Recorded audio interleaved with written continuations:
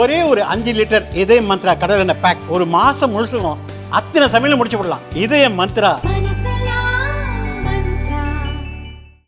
Peri engineering, arts and science, pharmacy, nursing மற்றும் physiotherapy கல்லூரிகள் சென்னை இந்தியாவில் சிறந்த உள்கட்டமைப்பு கொண்ட கல்லூரிகளில் ஒன்று.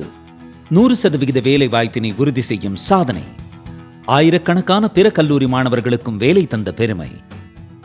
பெரி, எங்கள் கண்களில் உங்கள் கனவுகள். அதிமுக பாஜக கூட்டணியானது உறுதியாகி இருக்கு. இந்த சமயத்துல பாஜக தாவேகா வரணும்னு ரொம்ப அழுத்தமா கேட்கிறாங்களா சார்?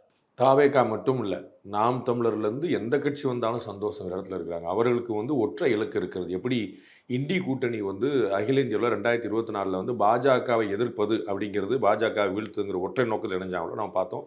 சிவசேனா மாதிரி தீவிர இந்துத்துவ கட்சிகளோட திமுக கூட்டணி வச்சது. அப்போ அவங்களுக்கு கொள்கை, கோட்பாடு அதெல்லாம் ஒன்றும் கிடையாது. அதெல்லாம் ரெண்டாவது தான். அவங்களுக்கு ஆட்சி தான் முக்கியம் அப்படிங்கிறது தெளிவாக தெரிஞ்சது. அதை மாதிரி யாருனாலும் யாரோட சேர்ந்துக்கலாம் அப்படிங்கும்போது நாம் யாரோட சேரல, தயக்கம் இல்லை, தயங்க வேண்டியதில்லை அப்படின்னு சொல்லிட்டு அவங்க எல்லாரோடையும் கூட்டிகிட்டு இருக்காங்க. நாம் தமிழர் வந்தாலும் ஏற்றுக்கொள்ளக்கூடிய இடத்துல இருக்கிறாங்க.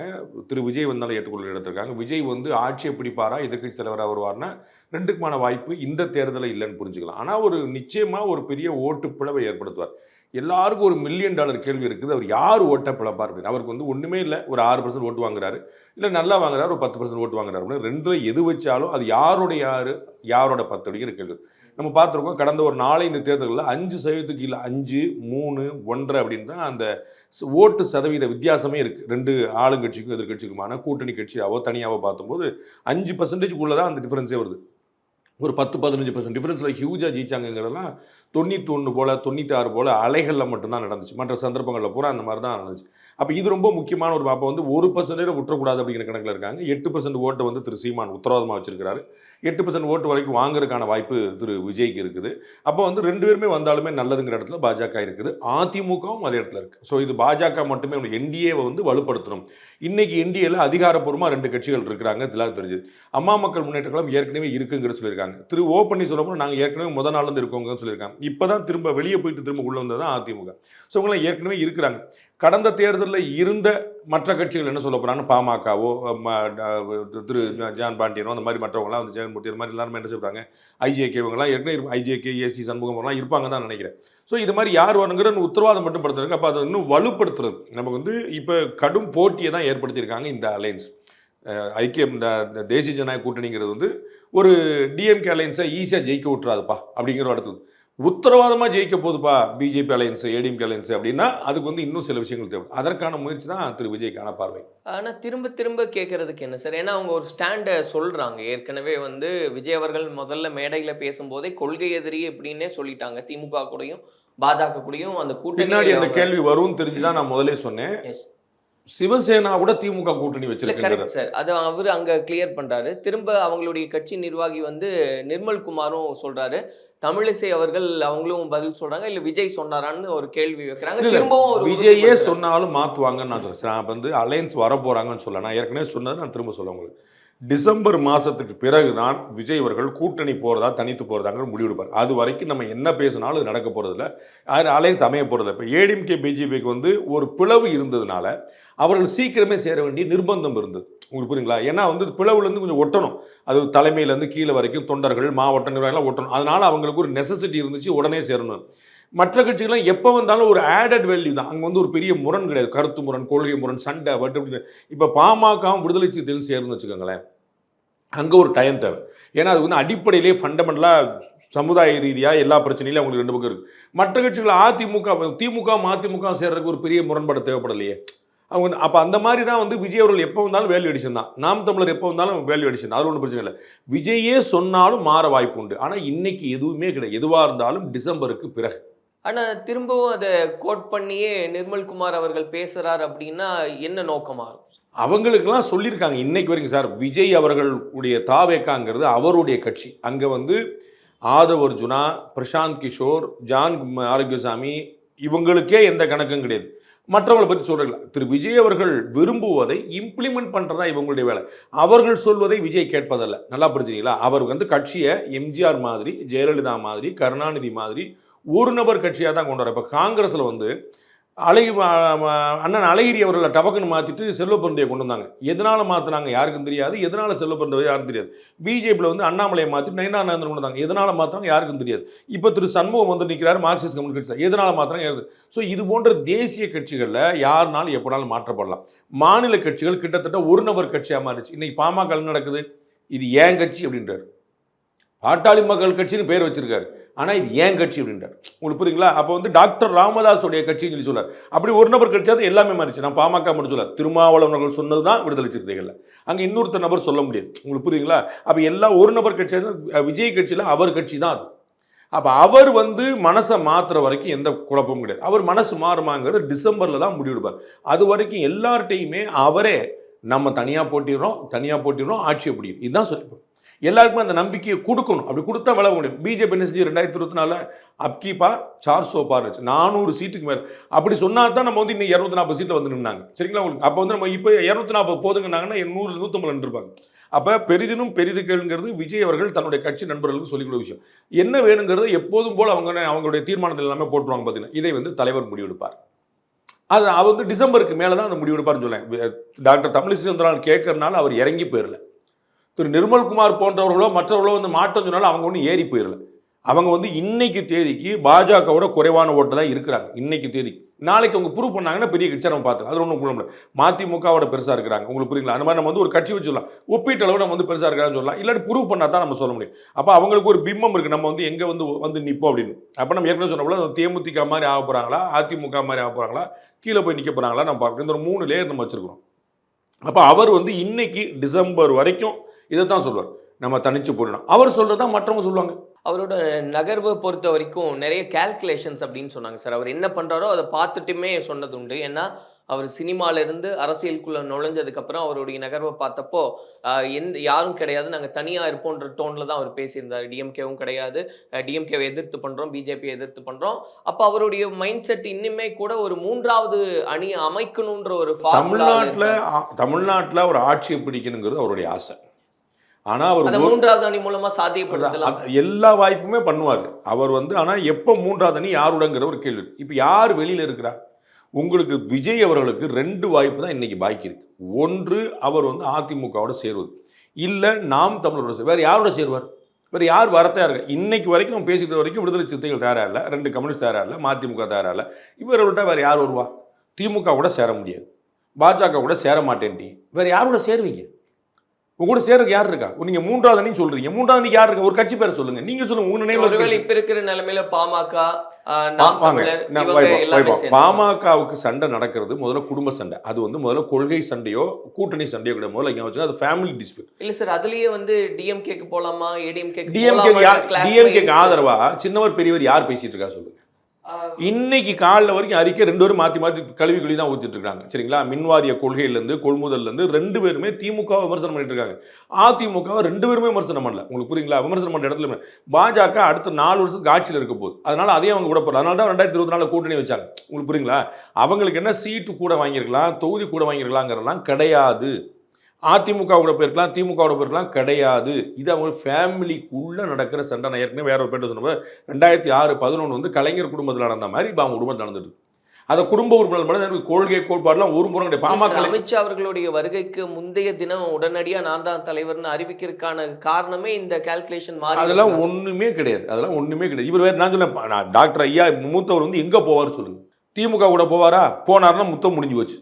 அவருக்கே அங்கே இடம் கிடையாது. ஏன்னா அங்கே ஏற்கனவே விடுதலை சிறுத்தைகள் வெளியே போனா தான் அவர் அங்கே போக முடியும். விடுதலை சிறுத்தை வெளியே போதாங்கிறது நான் டிசம்பருக்கு முன்னாடி கிடையாது. இன்னைக்கு வரைக்கும் சொல்லியிருக்காரு, ஆமா நான் அங்கே தான் உட்காந்துருக்கேன்னு சொல்லிட்டு இருக்காரு. சரிங்களா? அப்புறம் விடுதலை சிறுத்தை வெளியே போனால் எங்கே போவோம்? பாஜகவோட ஏடிஎம்கே இருக்கு, நான் அங்கே போக முடியாது. அவர் திரும்ப விஜய் கூட தான் போக முடியும். விடுதலை சிறுத்தைகள் என்ன நினைப்பாங்க? விஜய் கூட போய் 25 சீட் வாங்கி எத்தனை சீட் ஜெயிக்க முடியும் தெரியாம இருக்கிறது நல்லதா?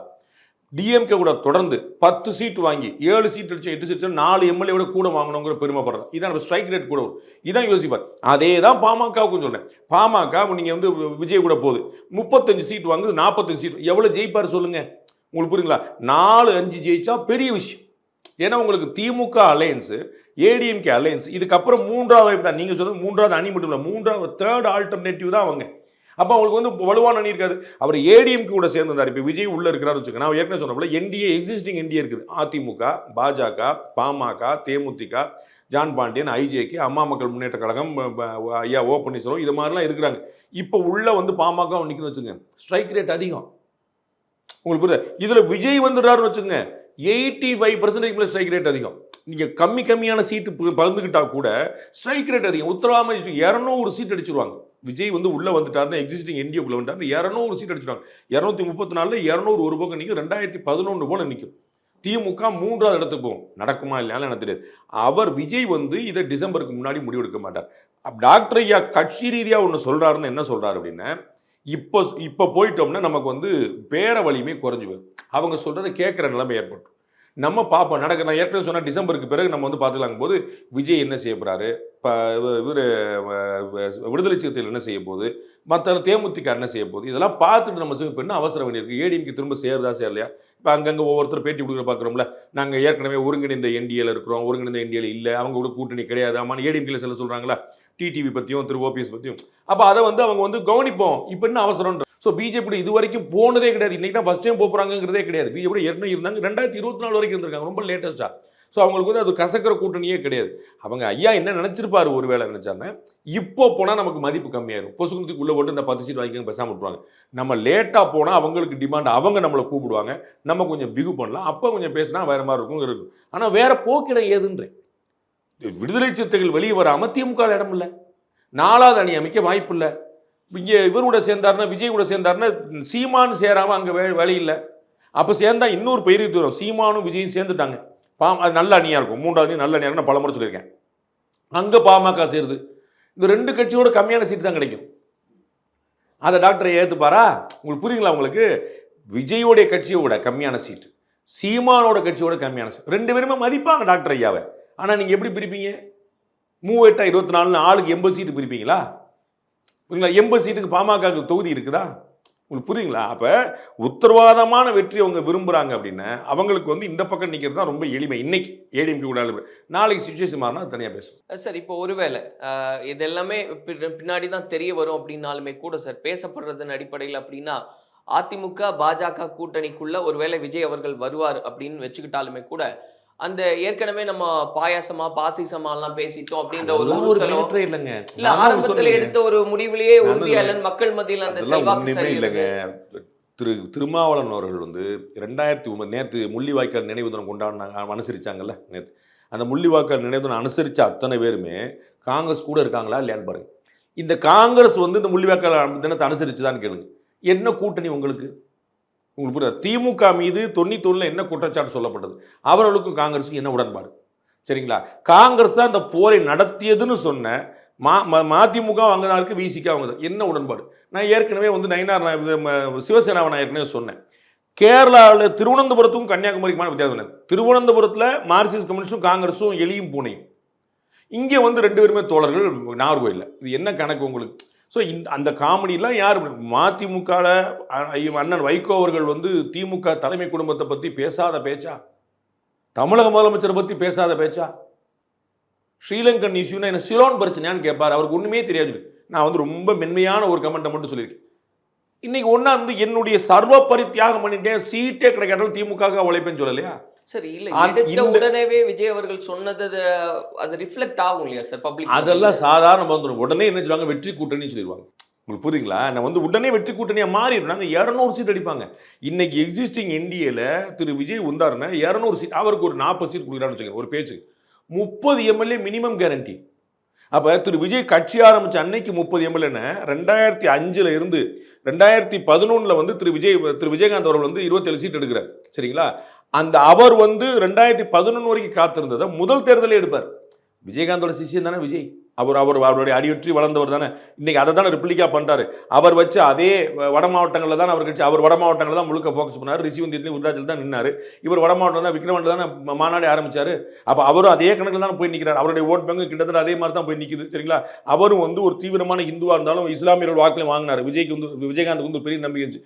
இவர் வந்து அதே மாதிரி கொண்டு போய் நிற்கிறார். இவர் சாய்பாபா பக்தர், அந்த பக்கம் அதே போய் நிற்கிறார். அவங்களுடைய தகப்பனார் வந்து வேற மதம், தாய் வேற மதம். ஸோ வந்து அந்த பக்கம் சிறுபான்மை வாக்குகளை வாங்குறது வெளியே இருக்கு. அப்போ இவருடைய ஃபோக்கஸ் அங்கே தான் நிற்குது. அப்போ விஜயகாந்த் 2011 பெற்ற இடத்த இவர் முதல் 3வது தேர்தல் 2006, 2009, 2010 3வது தேர்தல் அவர் பெற்ற இடத்தை முதல் தேர்தலே பெற முடியுமே. ஸோ எல்லாருமே அதானே பார்ப்பாங்க, நீங்கள் என்ன அவுட்கம் வரும் தானே பார்ப்பாங்க. இப்போ சீமானுக்கு விஜயகுமார் வித்தியாசம் நீங்கள் புரிஞ்சுக்கணுங்க. சீமான் தனித்து நிற்பேன் சொல்கிறாருன்னு அவருக்கு இழக்கிறதுக்கு எதுவும் இல்லை. அவருக்கு ஒவ்வொரு ரூபாயும் வருமானம் தான். நேற்று 12 ரூபா, இன்னைக்கு 13 ரூபா, நாளைக்கு 14 ரூபா, 1 ரூபா தானங்க கூடியிருந்தாலும் 1 ரூபா கூடி இருக்கலன்னு. ஆனால் விஜய் வந்து 200 கோடி ரூபாயில் இருந்தார். உங்களுக்கு புரியுங்களா? நான் மார்க்கெட்லேயே நம்பர் 1. அவருக்கு வந்து 100 கோடி வந்தாலும் 100 கோடி இல்லை, 100 கோடி லாஸ் தான் சொல்லலாம். 100 கோடி 100 கோடி உங்களுக்கு பெரிய அமௌண்ட்டா சின்ன அமௌண்ட்டா? பெரிய அமௌண்ட்டு. ஆனால் திரு விஜயை கனெக்ட் பண்ணீங்கன்னா அது லாஸ். உங்களுக்கு திரு விஜய்கிட்ட முதல்ல எதிர்பார்ப்பு வந்துருது, என்ன பண்ண போறாரு. அப்ப நீங்க முதலமைச்சரா இல்ல, எதிர்கட்சி தலைவரா இல்ல, அப்ப என்ன? அப்ப நான் 8% ஓட்டு வாங்கிட்டேன், 10% ஓட்டு வாங்கிட்டேன். அது எங்க அண்ணன் சீமான் வாங்கியிருக்காரு. எந்த பின்புலமும் இல்லாம, எந்த பிரபலங்களும் இல்லாம, எந்த ஸ்டார்டமும் இல்லாம, தனி ஆளா தொண்டை தண்ணியை வத்தி தெருத்துருவா பேசி 407 வண்டியில ஏறி பேசி வாங்கிட்டாருல. அப்போ திரு விஜய் வந்து இறங்குறாங்க. ரஜினிகாந்த் வந்து இறங்கிட்டு ஒரு 8% ஓட்டு வாங்கினார்னு என்ன இருக்கு? இவர் ரஜினிகாந்த் அடுத்த இடத்துல தான் இருக்கிறார். ஸ்டார் டம்ல வந்து ரஜினிகாந்த் குறைவில்லாத இடத்துல இருக்காரு. அப்ப இவர்கிட்ட என்ன? அப்ப முதல்ல போய் நின்னாரு, 30 எம்எல்ஏ அடிச்சாரு. அப்படின்னா உங்களுக்கு 2031 எலெக்ஷன்ல வேற கேம் நடக்கும். உங்களுக்கு 30 எம்எல்ஏ எல்லா ஊர்ல இருந்து ஒரு எம்எல்ஏ இருப்பாங்க. வடக்கு ஒரு எம்எல்ஏ இருப்பாரு, தெற்க ஒரு எம்எல்ஏ இருப்பாரு, மத்திய மாவட்டத்தில் இருப்பாரு, கொங்கு மாவட்டத்தில் இருப்பாரு. எல்லா ஊர்ல அந்தந்த ஊர்ல கட்சியை வளர்க்கலாம். பாமக அப்படித்தான ஒரு கட்சியா நின்றுச்சு. 30-35 எம்எல்ஏக்கள் வச்சிருந்த கட்சி. அதனால தான் இன்னைக்கு வரைக்கும் சஸ்டெயின் பண்ண முடியுது. உங்களுக்கு புரியுங்களா? அப்ப நம்ம வந்து அடுத்த தலைமுறையில் அரசியல் வரும்போது அதுக்கு விஜய்க்கு ஒரு பெரிய ரோல் இருக்கும். அது அவர் என்ன முடிவு எடுக்கிறாருன்னு விஷயம். ஆனா அவர் விஜய் கூட இப்போ விஜயும் சீமானும் மட்டும் இருக்கிறாங்க. அங்க பாமக என்ன இடம் இருக்கு? இப்போ ஒருவேளை விஜய் அவர்கள் இந்த கூட்டணிக்குள்ள இருந்தா என்ன நடக்கும் அப்படின்ற ஒரு கால்குலேஷன் சொன்னீங்க இல்லையா சார்? இப்போ ஒருவேளை இல்லைன்னாலும் ஒரு கால்குலேஷன் சொல்லுங்க. கடுமையான போட்டி ஏற்படுத்துவாங்க. உத்தரவாதமான வெற்றி யாருங்க? திமுகவினுடைய அந்த மைனாரிட்டி வாக்குகளை எல்லாம் விஜய் வாங்கிடுவாரு. விஜய் அவர்கள் வாங்குறது வந்து யாருக்கு அதிக பலனை கொடுக்கும்னா அதிமுக பாஜக கூட்டணிக்கு. அதனால அவர் தனித்த இருக்கட்டும்ன்றது தான் பாஜக விரும்புன்றதையும் ஒரு இல்ல அப்படி இல்லை. அதை வந்து அதை கணிக்க முடியல. அதான் வந்து நாங்க ஒரு சர்வே எடுத்திருக்கிறோம். நாங்க வந்து இந்த வாரம் போட போறோம். அதுலேயுமே ஒரு குழப்பமான விஷயம் தான் வந்திருக்கு. அதாவது எப்படின்னா, விஜய் அவர்கள் யாருடைய ஓட்டை பெறுகிறாருங்கிறத கணிக்க முடியல. அவர் அதாவது ஏடிஎம்கே டிஎம்கே ரெண்டுமே வேண்டாங்கிற ஓட்டையும் எடுக்கிறார். அதாவது சீமான்ட்ட இருந்து ஏடிஎம்கே டிஎம்கே ரெண்டுமே வேண்டாங்கிற ஓட்டு எடுக்கிறார். பிஜேபிட்ட இருந்து. உங்களுக்கு புரியுங்களா? சீமான் வந்து தமிழ் சாவனிசம் இருக்குது, நான் அந்த பக்கம் போகல அப்படின்னு. நேஷனலிசம் இருக்குது இந்த பக்கம். இப்படி வேற வேற குரூப். ஏடிஎம்கேட்ட போறேங்கிற குரூப்புக்கும் போறாரு. கீழ்த்தட்டு மக்கள்லேருந்து, கிராமப்புற மக்கள்லேருந்து, பட்டியலின மக்கள்லேருந்து அந்த அந்த ஓட்டு எங்கே போய் நிற்குது. பாமகவுடைய ஓட்டையும் எடுக்கிறார். வன்னியர் சமூகங்கள், வட மாவட்ட மக்கள் ஓட்டையும் எடுக்கிறார். சிறுபான்மை மக்களும் எடுக்கிறார் டிஎம்கே. ஸோ இது எல்லா பக்கமும் கொஞ்சம் கொஞ்சம் எடுக்குது. எப்பயுமே ஒரு நியூ கமர் வந்தாருன்னா ஒருத்தட்டு வந்து மட்டும் லாஸ் போகாது, எல்லார்ட்டும் கொஞ்சம் கொஞ்சம் கொஞ்சம் போகும். அதுக்கப்புறம் சஸ்டைனபிலிட்டி பொறுத்து தான் அவர்கிட்ட போய் நிற்கும். உங்களுக்கு புரியுங்களா? நீங்கள் விஜயகாந்த் இருக்கும், உங்களுக்கு உதாரணம் உங்களுக்கு புரியுமா சொல்றேன். ரஜினி அவர்கள் யார் பேரில் கட்சியை பதிவு பண்ணியிருந்தாரோ அவர் ரஜினி கட்சி ஆரம்பிக்கலன்னு சொன்னோடனே திமுக போயிட்டார். உங்களுக்கு புரியுதா? தூத்துக்குடி மாவட்டத்தை சேர்ந்தவர். அவர் பேரில் தான் கட்சியே பதிவு பண்ணியிருந்தார் தலைவர். அவர் டீம் அப்போ என்ன அர்த்தம்? அவர் டிஎம்கேடைய ஆர்ஜின் டிஎம்கே இன்ட்ரெஸ்ட்லாம் இருந்திருக்கிறாரு, திமுக காரரு. ஆனால் தலைவர் கட்சி ஆரம்பிச்சோன்னா நான் டிஎம்கே வேண்டான்னு தலைவர்கிட்ட வர்றேன்.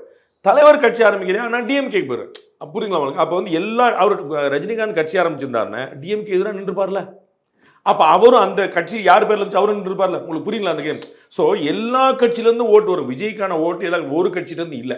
அது எங்க அதிகமான பாதிப்புங்கிற ரிசல்ட்டுக்கு போது தெரியும். இப்போ மைனாரிட்டி வாக்குகள் அதிகமா ஈர்ப்பாருன்ற அதிகமா நான் சொல்ல மாட்டேன், நல்லா இருப்பார். அதிகமாங்கிற சொல்லுவாங்க. அது இப்போ ஒரு பேச்சுக்கு மைனாரிட்டி ஓட்டு, கிறிஸ்டியன் முஸ்லீம் ஓட்டு 100 ஓட்டு இருக்குன்னு வச்சுக்கோங்க. மொத்தமாக 50 ஓட்டு அவர் எடுத்துருவாருன்னா கிடையாது. புரியுங்களா? 100 ஓட்டு ஒரு பேச்சு சொல்றேன். இன்னைக்கு உள்ள கணக்கில் 100 ஓட்டு மொத்தமாக சிறுபான்மை ஓட்டு இருக்குன்னு 5 ஓட்டு வந்து சீமான் வாங்குவார். ஒரு 8-9 ஓட்டு வந்து ஏடிஎம்கே அலையன்ஸ் வாங்கும். ஒரு 10-12 ஓட்டு வந்து விஜய் வாங்குவார். மற்ற எல்லாமே கிட்டத்தட்ட ஒரு 80% ஓட்டு வந்து டிஎம்கே அலையன்ஸ் தான் வாங்கும். இதுதான் ரேஷியோ. நான் சொல்லி ஒரு குத்துமதிப்பு தான், எக்ஸாக்ட் கணக்கு இவ்வளோ தான். இந்த ரேஷியோக்குள்ளே தான் உங்களுக்கு இருக்கும். டிஎம்கே அலையன்ஸோட ஸ்ட்ராங்காக இப்போ அங்கேருந்து காங்கிரஸோ 2 கம்யூனிஸ்டோ விடுதலை சிறுத்தைகளோ யாராவது வெளியே வந்தாங்கன்னா அது இன்னும் பெருசாக வரும். ஏன்னா இன்னைக்கு சிறுபான்மை மக்களுடைய ஒட்டுமொத்த ஓட் பேங்காக அங்கே நிற்குது. இன்னைக்கு தான் நம்ம பார்க்குறோம். இன்னைக்கும் விருதுராஜ் வந்து ஒரு மாற்றி பேசியிருக்கிறாரு. வந்து கிறிஸ்துவ நல்லெண்ண கூட்டம்னு வச்சிருக்காரு, எம்எல்ஏவாக இருக்கிறாரு. அவர் வந்து எங்களுக்கு மரியாதை இல்லை, எங்களை யாருமே மதிக்க மாட்டாங்கன்னு சொல்றாரு. நம்ம ஏற்கனவே பார்க்குறோம் பண்ருட்டி வேல்முருகன் என்னை யாருமே மதிக்க மாட்டாங்கன்னு சொல்ல பார்க்குறோம். இப்படி ஒவ்வொருத்தராக சில பேர் இங்கே பேசிட்டு இருக்காங்க. அது அலைன்ஸில் என்ன ஆகுதுங்கிற பொறுத்து நம்ம மாற்ற சொல்ல முடியும். பட் வந்து விஜய் அவர்கள் வந்து சிறுபான்மை வாக்குகளையும் வாங்குகிறார். சிறுபான்மை வாக்குகளில் பாதி ஓட்டை போட்டாருங்கிறது உண்மை இல்லை. டிஎம்கேல வந்து 100 ஓட்டு இருந்துச்சு மைனாரிட்டி ஓட்டுனா அது 50 ஓட்டு அவர் அழுட்டு போயிட்டாருன்னு அது உண்மை இல்லை. இப்போ ஒருவேளை விஜய் அவர்கள் தனித்து நின்றா அது வந்து அதிமுக பாஜகவுக்கு சாதகமா அமையுமான்றதை யாருக்கு சாதகமாகும்னு சொல்ல முடியாது. அது வந்து எல்லாருடைய ஓட்டையுமே பறிக்குது. அது எல்லாரோட அவர் வந்து இப்போ பாருங்க, யார் ஒருத்தர் சேர்ந்தாலும் ஒரு இழப்பு ஏற்படுங்க, ஒரு சேர்ப்பு. ஏடிஎம்கே பிஜேபியும் சேருது. அப்போ மைனாரிட்டி ஓட்டு போடலான்னு நினச்சிருந்த 4 பேர் ஏடிஎம்கே ஓட்டு போட மாட்டாங்க, அந்த லாஸ் இருக்குது. ஆனால் இவங்க தோற்றுருவாங்க, ஜெயிக்க மாட்டாங்கன்னு 2 பேருக்கு ஓட்டு போடாமல் போனாங்க பாருங்க, அவங்க உள்ள ஓட்டு போடுங்க. இப்போ ஏடிஎம்கே பிஜேபி சேர்ந்தோடனே ஃபார்மிடபிள் அலையன்ஸ் ஆயிடுச்சு. இந்த அலையன்ஸ் ஜெயிப்பாம்பா அப்படின்னு ஒன்று. இப்போ முன்னாடி வந்து 1:4 இருந்துச்சு திமுக கூட்டணி. இந்த பக்கம் விஜய், இந்த பக்கம் சீமான், இந்த பக்கம் ஏடிஎம்கே, இந்த பக்கம் பிஜேபின்னு இருந்துச்சு.